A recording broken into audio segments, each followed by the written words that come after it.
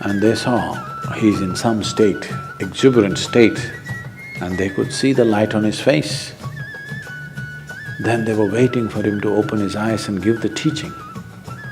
He opened his eyes, looked at them, smiled and said,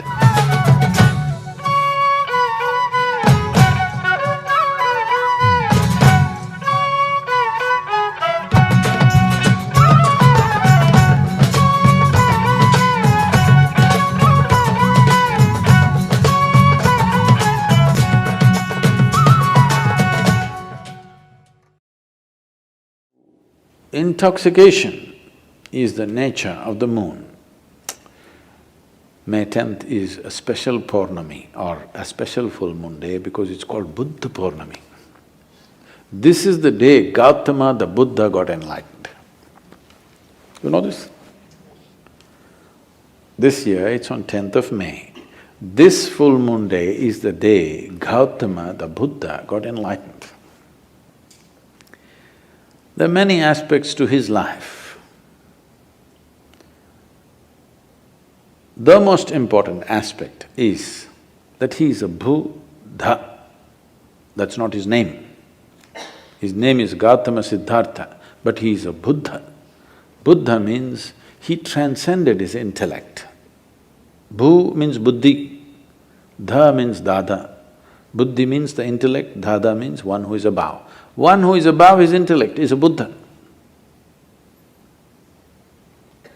He tried many things in his life.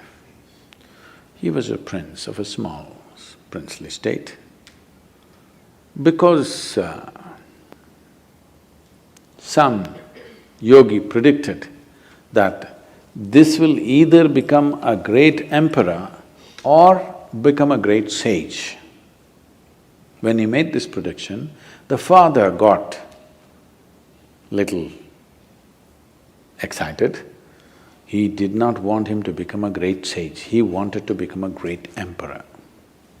So he decided he will not expose him to… because he thought by being exposed to some suffering or misery, he may turn into a sage.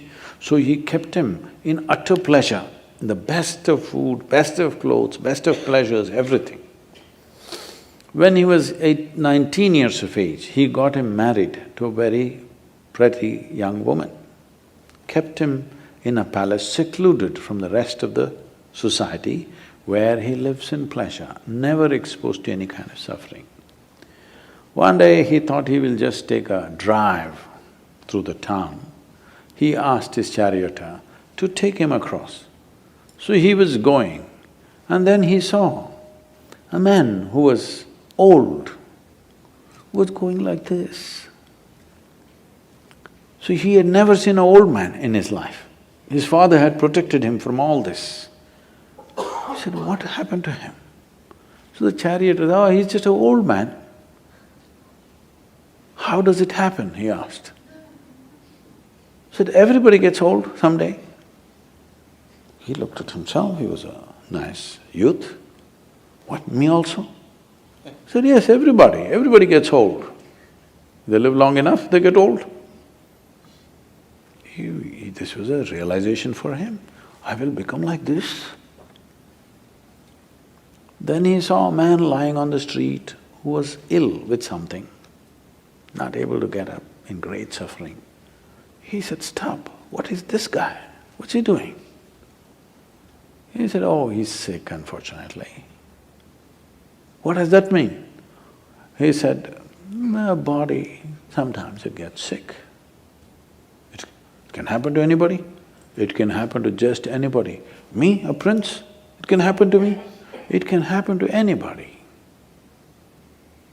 Then he said, oh, I can become like this. Then they were going further, he was completely disturbed by this. Then he saw a funeral. They were carrying a dead body of a man. What happened to that guy? Oh, he just died, that's all. What does that mean? That happens to everybody without exception. Then he said, what am I doing?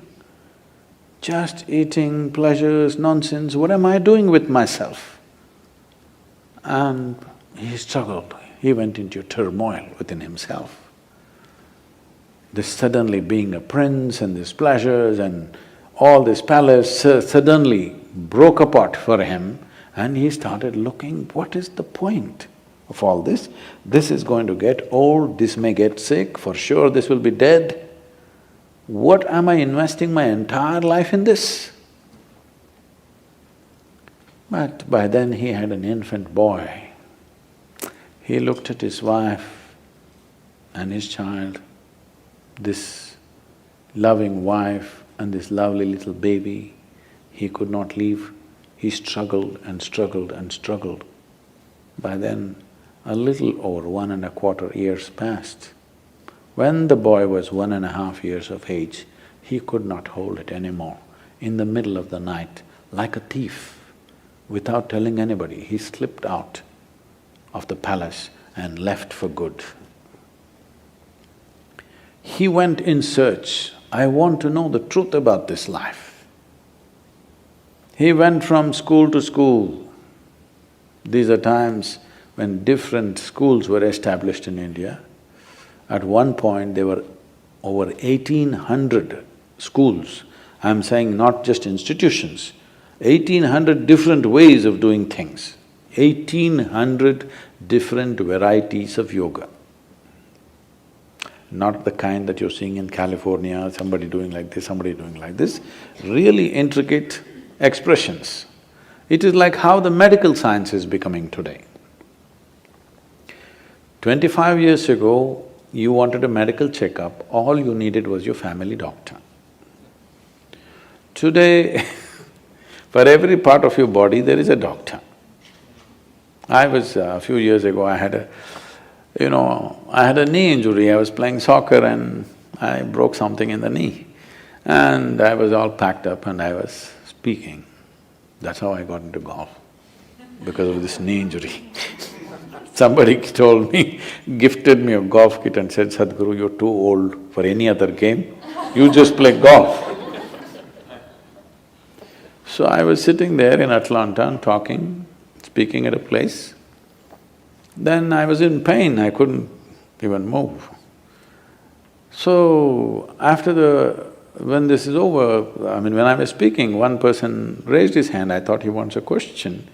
But then he said, Sadhguru, I would like to examine your knee after this is over, I'm a knee doctor. I said, come on, you're an orthopedic. So, no, I'm a knee doctor. Then I said, right or left? Which one are you? So specialization is going. A time will come probably in 50 years' time, if you want a medical checkup, you need 100 doctors to check you. By the time you get these 100 appointments, maybe you need an undertaker. Then it'll become ridiculous. Okay, you went to 3 doctors, all right. You went to 5 doctors, all right. If it becomes 50, 100 doctors for a medical checkup, it's become ridiculous, isn't it? This happened to yogic system. People started specializing in variety of small things. Each specialization has a whole thing by itself. Someone just came and told me they're a dentist, okay, I'm not speaking in any of this thing. For example, dentistry, just 32 teeth, all right? They study for 9 years, 32 teeth. 9 years of study. Still, they don't know everything about it. That's the nature of creation. If you start studying one tooth at a time, you will see each one of them has something specific about it. Somebody can spend a lifetime of study just learning about one tooth. Just see if you had 32 dentists to look into your mouth. Disaster you are, isn't it? So as specialization happens, when it crosses a certain point, it'll become ridiculous. This happened to yoga. It crossed that point where 1,800 schools, different specializations of yoga happened. So that is when Patanjali came and kind of assimilated everything into Yoga Sutras to minimize this expanse that was growing endlessly. So when Gautama came, it was post-Patanjali, but still there were many things. So he went from school to school. He pursued 8 different forms of samadhi.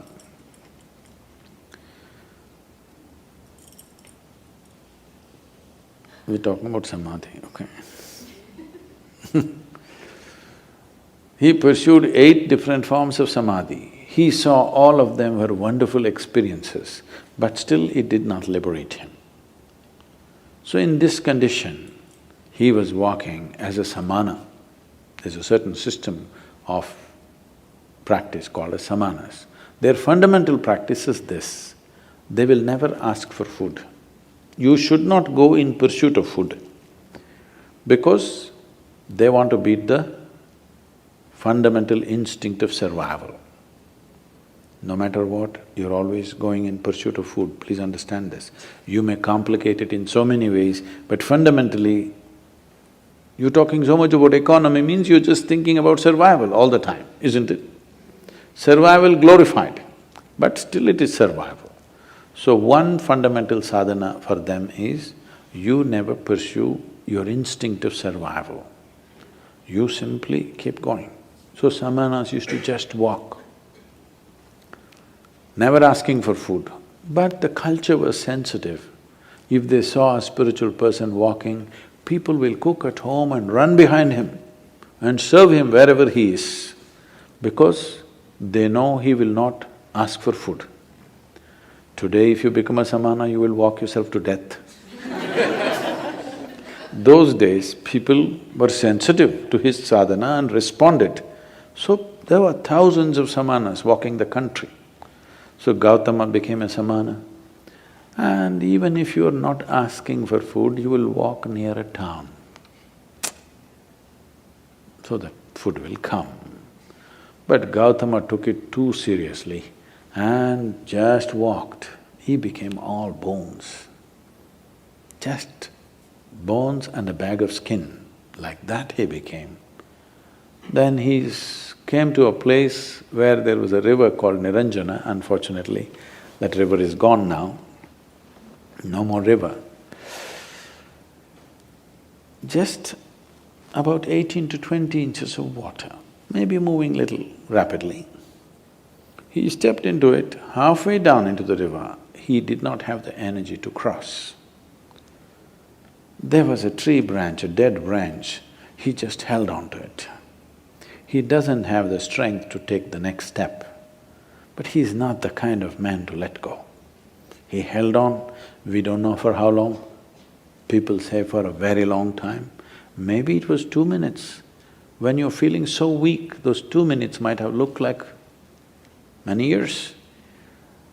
Then as he hung on, he just realized, what is it that I'm striving for? What is it I'm wandering the entire country, growing from school to school, learning this, learning that, what is it that I'm looking for? Then he realized, there's really nothing. This life is on. All I have to do is just take away the barriers which are not allowing me to experience this. When he realized that everything is within him, there's nowhere to search, suddenly he had the energy to take the next step and the next step. He crossed the river, came and sat down under that now very famous Bodhi tree, which has become more famous than the Buddha himself.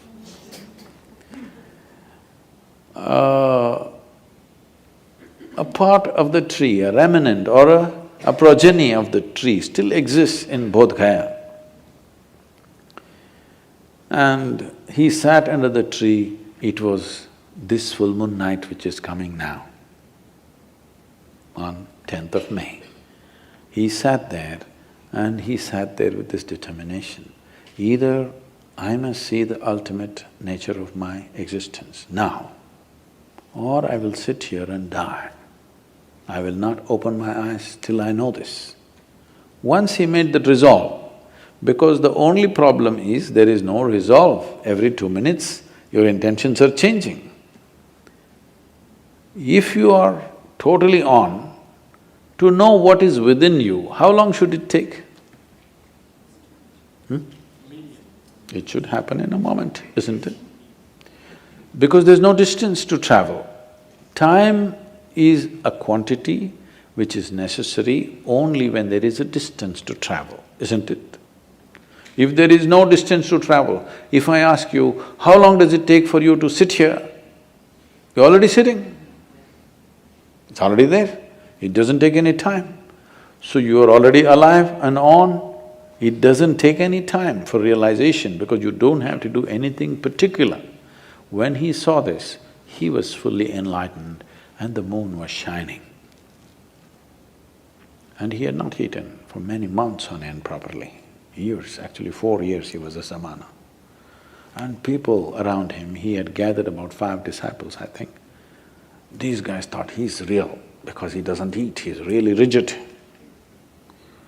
And they saw he's in some state, exuberant state, and they could see the light on his face. Then they were waiting for him to open his eyes and give the teaching. He opened his eyes, looked at them, smiled and said, "Cook something, let's eat." They were totally disappointed, they thought he's lost it. They walked with him for 4 to 8 years when he had nothing but torture. When he got enlightened, they left him because they wanted to hear something severe. He said, "Cook something, let's eat. We've been wasting our time."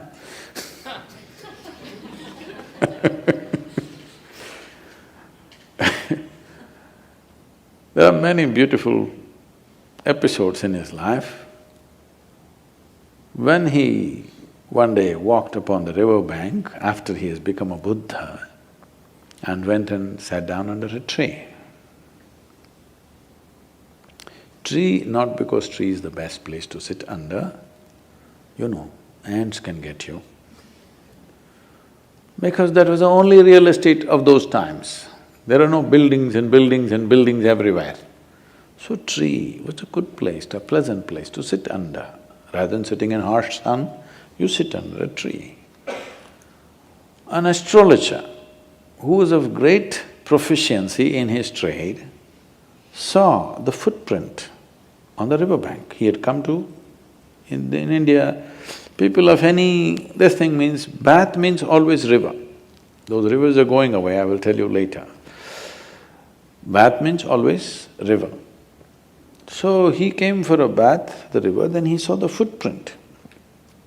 There is a whole science, or rather observations, through which by looking at the way one's feet is, somebody predicts exactly what he will do.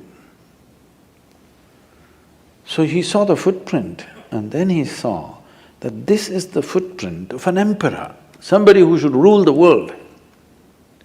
Then he wondered, why would such a person be in this remote place near a jungle? Then he followed the footprint, thinking he will meet an emperor. Then he saw this monk, Gautama, sitting under a tree. Then he looked at this, he thought either my astrology has gone all wrong, or I'm being fooled, or I'm in some kind of a hallucination. What's happening here? Then he went to Gautama and asked, "Who are you?" Gautama was in this kind of Jasjeet kind of state. He said, "I'm nobody. I am just a nobody. But you have the feet of an emperor. You should conquer the world." Gautama said, "That I will, but not by conquest." See, there are two ways you can have the world, either by conquest or by inclusion. Yes? I can make you yours, either by capturing you, chaining you and making you do what I want, or by including you as a part of myself. Yes?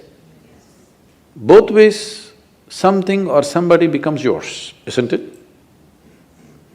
But if you go by conquest, it will be a pain in your neck, always. If you include, this will become a great enhancement of life. He said, "I am the emperor of the world. But then he said, you're a monk, you own nothing.